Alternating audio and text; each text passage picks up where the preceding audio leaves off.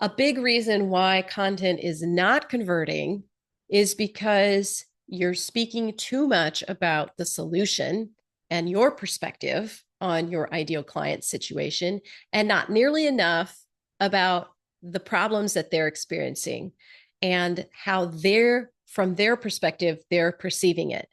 So we need to create a bridge. We need to make a connection there between the problems that they're experiencing, the situation that they're in, and your solution. And I've got a framework to share with you to help you do this. But before I go into sharing the framework, I do want to introduce myself in case you don't know me. I'm Lisa Mullis, and I'm a brand messaging specialist. I work with coaches, consultants, and creative professionals to help them win with their words online and in real life so that they can grow their businesses, bring home more money, have more time, and all the good stuff. All right. So let me go over into screen share because I have some things to illustrate what I'm going to talk you through here. All right. So the whole point of sharing content in the first place with your ideal clients and, building your audience, all that kind of stuff is to build trust, right? It's to build trust and connection, because when people feel that, that's when they're ready to buy.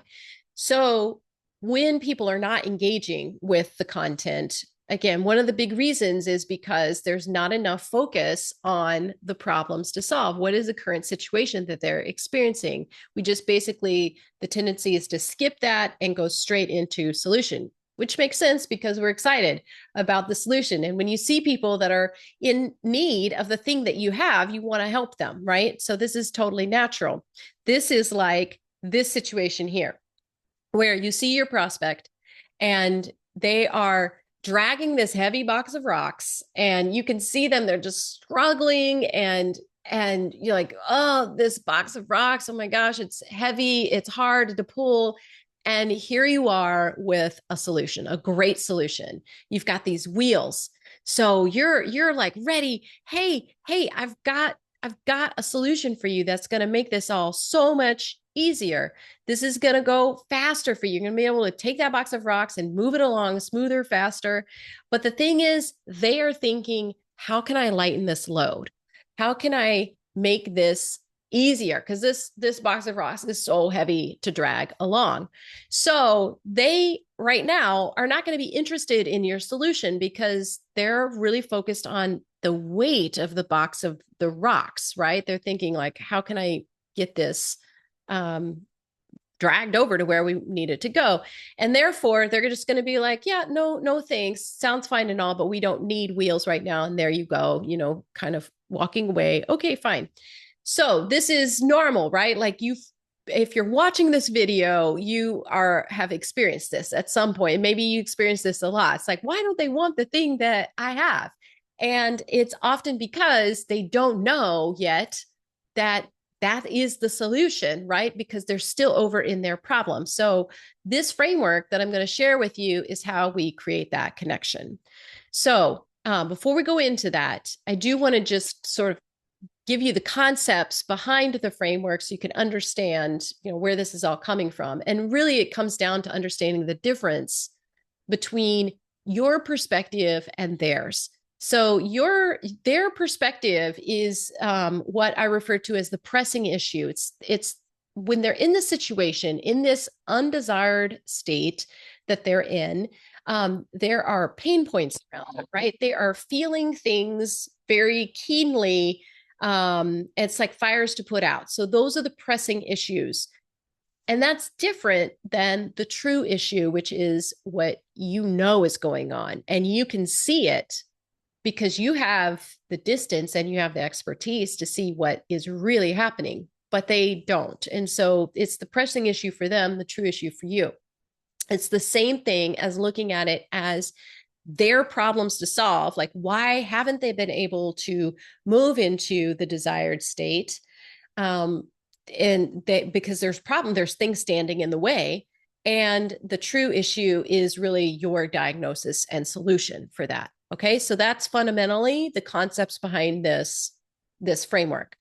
All right. So what we want to do is meet them where they are, right? They're not in the desired state right now. That's where you want to help them get to, but they're in the current state and they're dealing with the fallout from being in the current state.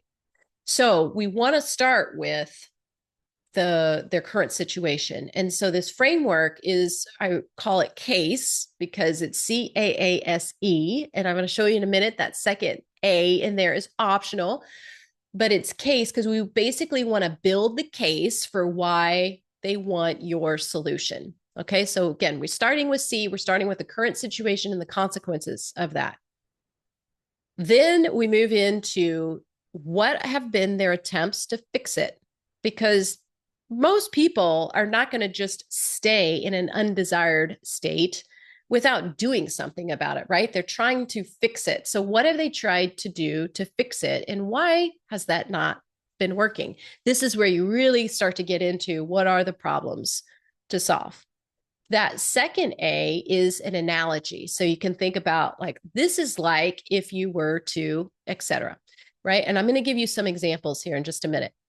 But the second A, by the way, is optional, as I mentioned. But analogies are super powerful for communicating quickly and aiding comprehension when there's big concepts, right? Because we take basically an unknown concept and we use an analogy around a known concept to make the mental connection. So if you can come up with an analogy, that's great because that's really powerful. Now, S is the solution. So this is the solution generally, and then you can speak about yours specifically. Oh, that's a hard word to say, specifically. So we're creating those stepping stones from where they currently are to where you want to take them, which is your specific solution. But we have to just acknowledge that there is a solution here, and this is generally what it is, but this is how, we approach it. So that's where you get to talk about your specific thing. And then evidence of efficacy. So this is things like case studies, testimonials, reviews, anything like that stand as proof points. That's how I refer to that collectively as proof points. So this is the framework, CASE. Now, I want to give you a couple of examples so you can kind of start to see how this might apply in your own situation. All right, so I'm just going to give you the example of somebody who helps people build websites. And let's say that this is someone who's working on, the entirety of the website, the content and the build and et cetera. So their ideal people are in a situation where they don't have a website. They're stuck making one. They feel embarrassed about the one that they have. And all of that leads to missing connecting with people, low conversions and sales, not doing their marketing, et cetera, et cetera. Like you could go on and on in most situations about the consequences of being in that particular situation. So A are the attempts to fix, right? So what have the ideal clients been doing to try and mitigate this situation? Well, they maybe they try to hire just a web developer, maybe someone who doesn't know the entirety of the website. Maybe they just need like, oh, I'm just going to do some fixes on the website. They use LinkedIn instead of sending people to a web page. They might switch platforms. But none of this stuff really works because at the heart of this, it's around content, and content is, about the messaging and whether or not that's matching up to the market, right? So that's the attempts to fix it. The analogy here is it's like trying to put a Band-Aid on the cut on your leg without realizing that the bone is broken. So, right, there's stuff going on underneath that is not being addressed. Now, the solution is that you need to evolve your messaging, align your message to the market so you've got content that really resonates, because then now you've got the content to build the site around, and design is there to support the site or the message. So that's the solution generally. And now specifically, this person in my example here could say, well, I've got this SalesSmart website service and it does XYZ, and this is what it gets for you. And so that's where you can go into more detail about your solution specifically. And then the evidence of that would be like a client story. Accountant Jess's new website is now bringing in more business than ever before. So that's CAASE applied in this example. Now, let's take life coaching as another example. So, the current situation and consequences here could be somebody who maybe is experiencing relationships that feel hard, intense. They have social anxiety. They're feeling overwhelmed, and like all these things that are leading to, they're not engaging with their friends. They're skipping family gatherings. They're coping in unhealthy ways, maybe with food or alcohol, right? So you go on and on and on, right, about those, the consequences. And really, just in your mind, you can think about consequences as pain points, because pain is a result of a current state, right? A current situation. There's something going on that's creating the pain. So just, in order, again, to make that connection, because I'm sure you're aware of pain points, like where do pain points fit into this? That's the consequences piece. Okay, so the attempts to fix is to read some self-help books, attend a workshop. Maybe they do mantras. Maybe they go on a diet thinking like, oh, I'm like overeating and for coping, but they don't know that this is all really what's going on. So these are not working, right? Because it's just surface level stuff. So the analogy here would be like washing a car when really the engine needs some repair. So then we go into solution. Solution is to get to the root issues through mindset and heart work, and do this in an environment where you can learn and practice the tools, right? So you can like make this part of how you operate now.